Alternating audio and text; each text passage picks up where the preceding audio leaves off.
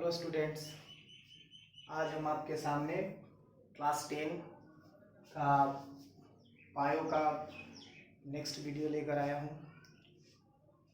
इसमें हम लोग जो पढ़ चुके थे न्यूट्रिशन के बारे में, लाइफ प्रोसेस पढ़ रहे थे। तो न्यूट्रिशन इन हम लोग पढ़ने वाले हैं एनिमल्स, और वो भी कैसा, तो यूनिसेलुलर ऑर्गेनिज्म का। जैसा कि हमने यूनिसेलुलर ऑर्गेनिज्म के बारे में पढ़ा था कि ये सिंगल सेल होता है। इसमें यूनिसेलुलर में कैसा सेल होता है, सिंगल सेल। और इस सिंगल सेल वाले जो all process of nutrition is perform by the single cell. क्योंकि इसमें एक ही सेल होता है, तो जितने भी परफॉर्मेंस होगा, है ना, वो सारे एक ही सेल से वो परफॉर्मेंस करेगा, फंक्शन करेगा।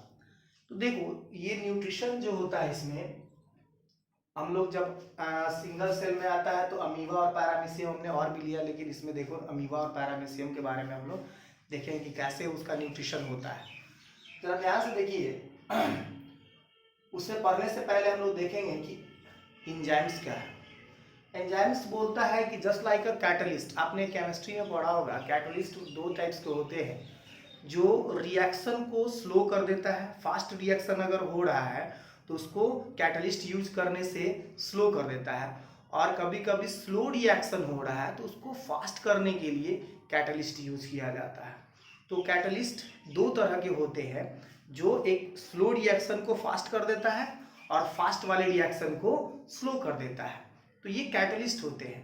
तो जस्ट लाइक एंजाइम भी कैटलिस्ट के जैसा एक्ट करता है, लेकिन ये स्लो नहीं करता है।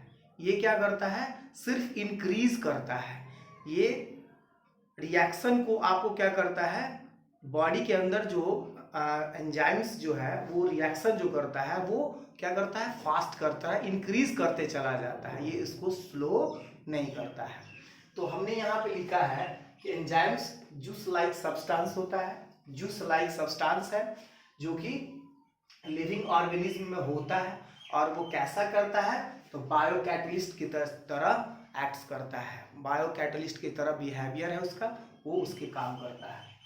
अब जैसे में फूड इसका क्या है, तो टीनी प्लांट्स जैसे फाइटोप्लैंक्टन्स और टीनी एनिमल जैसे जू प्लांक्टन्स। तो ये इस टाइप के छोटे छोटे जो हैं प्लांट्स में हो गया फाइटो, और एनिमल्स में हो गया जू प्लांक्टन्स। इसका ये उसका क्या है, फूड है। मोड ऑफ न्यूट्रिशन कैसा है, हमने पढ़ा है हेटेरोट्रॉपिक्स में। ये हेटेरोट्रॉप्स है, ये होलोजोइक इसका न्यूट्रिशन है। मोड ऑफ न्यूट्रिशन इसका क्या है, होलोजोइक्स है। प्रोसेस ऑफ ऑब्टेन फूड, ये फूड प्राप्त करने का इसका जो प्रोसेस है, ये फैगो क्या है, साइटोसिस। फैगोसाइटोसिस ये फूड ऑब्टेन करने का इसका प्रोसेस है। अब steps of involve in nutrition in amoeba. Amoeba में कौन सा स्टेप होता है न्यूट्रिशन का। तो देखो, जैसा क्या होता है ना, अमीबा आप जानते हो कि सिंगल सेल होता है। इसके हमने पिछली वीडियो में बताया भी होगा कि इसमें शेप जो होता है, इसका डेफिनिट शेप नहीं होता है। इसके शेप जो होते हैं वो अनडिफिनिट होते हैं। आप कैसे भी इसका फिगर बना सकते हो। तो जैसे इसमें देखिए, हमने एक फिगर बनाया है, ये इसका न्यूक्लियस है, ठीक है, और ये इसके बाहर में क्या है, फूड पार्टिकल्स लिखा हुआ है। फूड पार्टिकल्स शो किया गया है। अब क्या करता है कि जैसे अमीबा के सामने एक फूड आता है, तो ये अमीबा क्या होता है ना कि एक फिंगर लाइक प्रोजेक्शन स्ट्रक्चर बनाता है।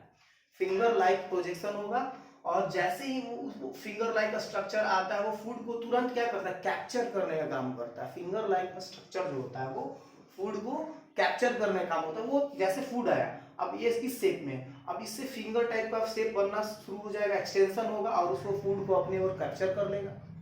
तो देखो, तो यहीं पे हमने लिखा कि एक्सटेंशन ऑफ सूडोपोडिया, वो जो फिंगर लाइक स्ट्रक्चर होता है, जो प्रोजेक्शन होता है, उसको सूडोपोडिया कहते हैं। सूडोपोडिया टू कैप्चर फूड, वो किस लिए स्ट्रक्चर बनता है, ताकि वो फूड को कैप्चर कर सके अंदर।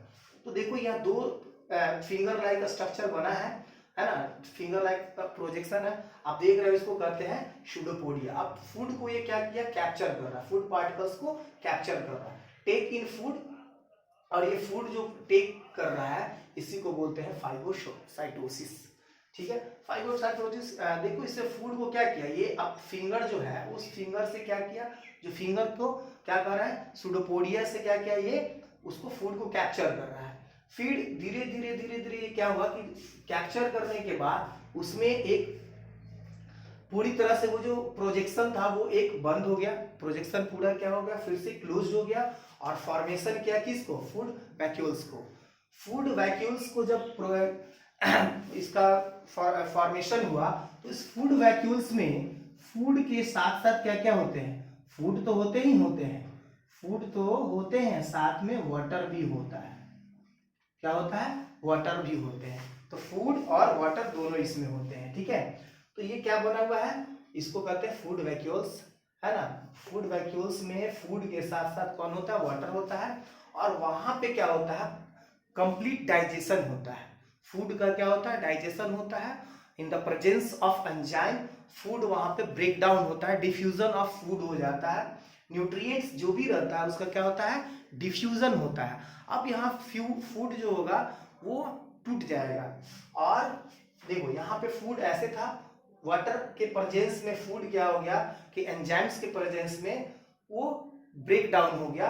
अब फूड जो हो गया ब्रेक डाउन होने के बाद अब यहाँ से क्या होगा कि इसमें जो भी फूड जो बचा हुआ होगा यहीं पे पाचन पूरा होगा, यहीं पे डाइजेशन यहीं पे पूरा होगा, और ये फूड वैक्यूल्स में पूरा क्या होता है, पाचन होता है।